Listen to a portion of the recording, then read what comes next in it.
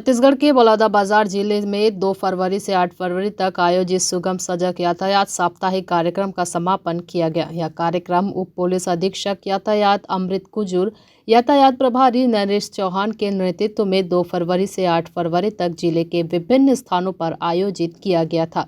संपूर्ण कार्यक्रम के दौरान आमजनों को यातायात नियमों का पालन करने, सदैव हेलमेट धारण करने, सुरक्षित यात्रा के नियमों का पालन करने समझाइश दी गई। संपूर्ण कार्यक्रम में कुल 421 वाहनों का पॉल्यूशन टेस्ट एवं 17 वाहनों का बीमा करवाया गया। साथ ही कुल 202 वाहन चालकों का ड्राइविंग लाइसेंस बनाने की प्रक्रिया पूर्ण की गई। इसके अलावा दस्तावेज परिवहन विभाग को प्रेषित किया गया, जिससे ड्राइविंग लाइसेंस बनने में किसी भी प्रकार की अड़चन या परेशानी न हो।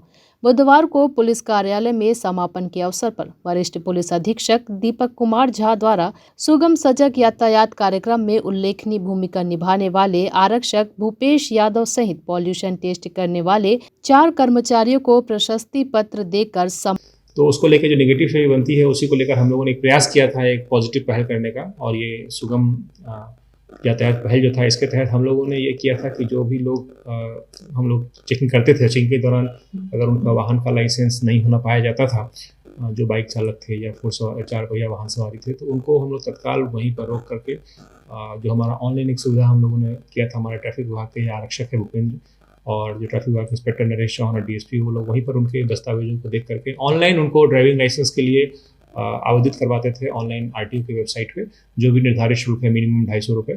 और उसके बाद उनको अपॉइंटमेंट दिलवा कर प्रयास करते थे कि शीघ्र ही उनको ड्राइविंग लाइसेंस है वो RTO कार्यालय से मिल जाए। और उसमें काफ़ी सफलता हासिल हुई है। 202 ड्राइविंग लाइसेंस हम लोगों ने 1 सप्ताह के अपने अभियान में किया है। इसी प्रकार जैसे प्रदूषण जाँच होती है, प्रदूषण जाँच अगर आपके वाहन में नहीं है तो आपको मालूम है 500 रुपये का वो चालानी कार्रवाई होती है।